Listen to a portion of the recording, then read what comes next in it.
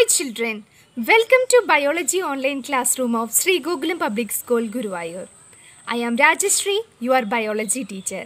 I hope you all studied about the nervous system.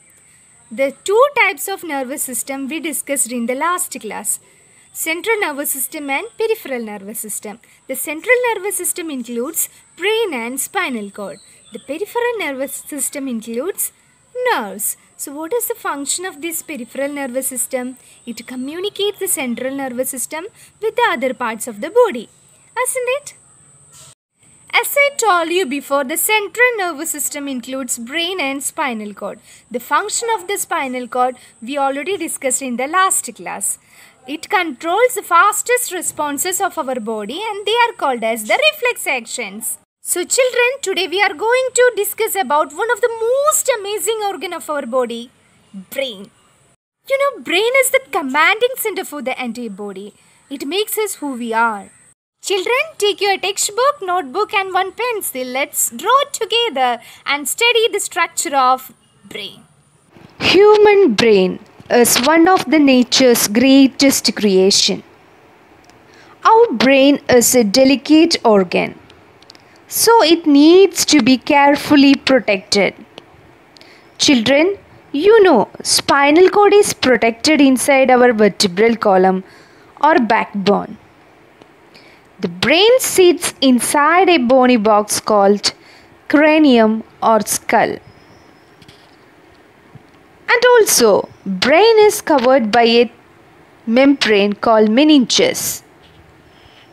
In between this membrane, a fluid called cerebrospinal fluid is present, which protects brain from mechanical shocks. The brain can be divided into three main areas: the forebrain, midbrain and hindbrain. Forebrain is the largest region of the brain and it includes cerebrum, thalamus and hypothalamus. Cerebrum is the largest part of the brain,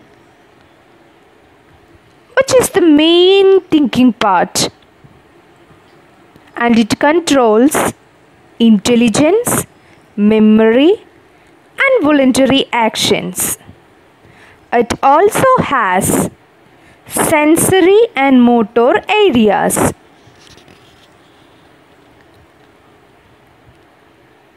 Next one is thalamus. It relays pain and pressure impulses to the cerebrum. And the third part, hypothalamus.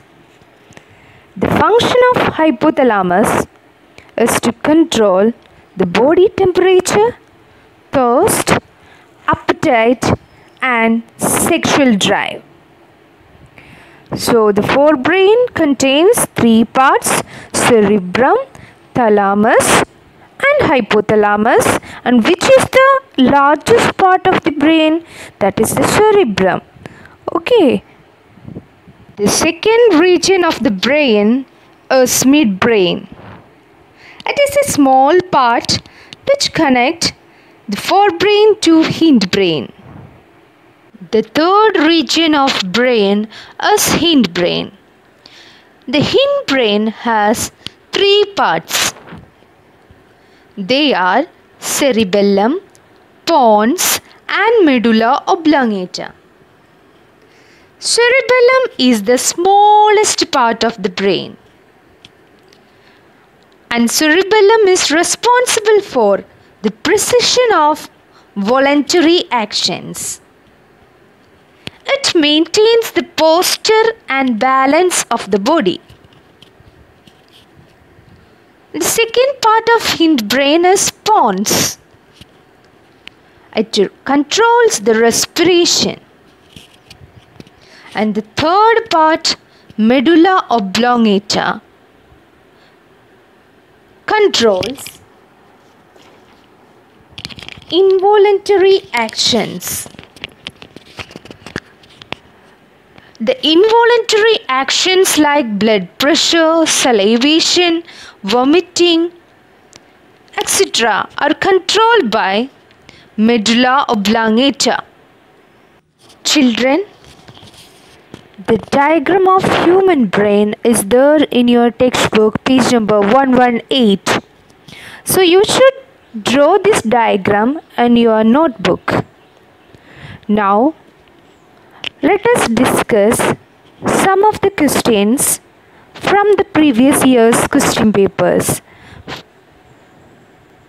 The first question is a 1-mark question asked in the year 2015. Give the scientific names of the following regions of the human brain. The first one is region for sight. So as I told you, in forebrain, sensory and motor areas are present. So the region for sight is forebrain. But actually we can specifically write it as temporal lobe. But this word is not mentioned in your textbook. So children, write temporal lobe of the forebrain. Okay, and the scientific name of the region which controls salivation. You know, salivation is a involuntary action, so it is controlled by medulla of the hindbrain. And next question is, give the functions of cerebellum. Any two, in bracket, any two. This question asked in the year 2014. So what are the functions of cerebellum? Cerebellum maintains the posture and balance of the body, and it is also responsible for the precision of voluntary action. Third question is, brain and spinal cord are two vital organs of our body. How is our body designed to protect them? This question asked in 2013. So children, brain is protected by bony box called as cranium, and it is covered by a membrane called meninges, and it's filled with the cerebrospinal fluid. You should write these 3 points. And what about in the case of spinal cord? It is protected inside the vertebral column, and it also has meninges and a protective fluid, cerebrospinal fluid. Next is an indirect question asked in 2011. If the cerebellum is not functioning properly, what are the activities of our body affected? So the cerebellum is not functioning properly, voluntary action of our body will be affected. Maintaining the posture and balancing of the body will be affected. Okay.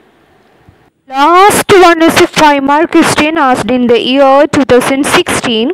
Draw a label diagram of human brain and discuss the functions of cerebrum, cerebellum and medulla. Okay.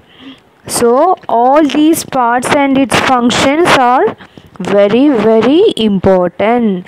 So my dear children, study how to draw it and also study the functions of different parts of this brain. Now the diagram of human brain is completed. I hope you understood the structure and functions of different regions of the brain. We discussed about the nervous system, so you understood that all the control and coordination takes place with the help of nervous tissue or nervous system. Then how does the nervous tissue cause action? Actually, this nervous tissue conveys decisions to the muscles for the action. In other words, when the movement is to be performed, the muscle tissue will do the final job. Do you know how it happens? The muscle fiber are formed of muscle cells. Each muscle cell is having some proteins. some special proteins. So these proteins can change their shape and arrangement in response to the electrical impulse. So when an electrical impulse reaches to the muscle cell, it can rearrange its proteins and thereby causes the shortening of the muscle fiber, and it causes the movement or an action. I hope you understood today's portion. If you have any doubts regarding today's portion, send your questions to the doubt clearance mail ID. It was already published in your Google Classroom. Children, don't waste your time. Click on the next link to watch the animation of the topic. Children, download the notes, file and learn.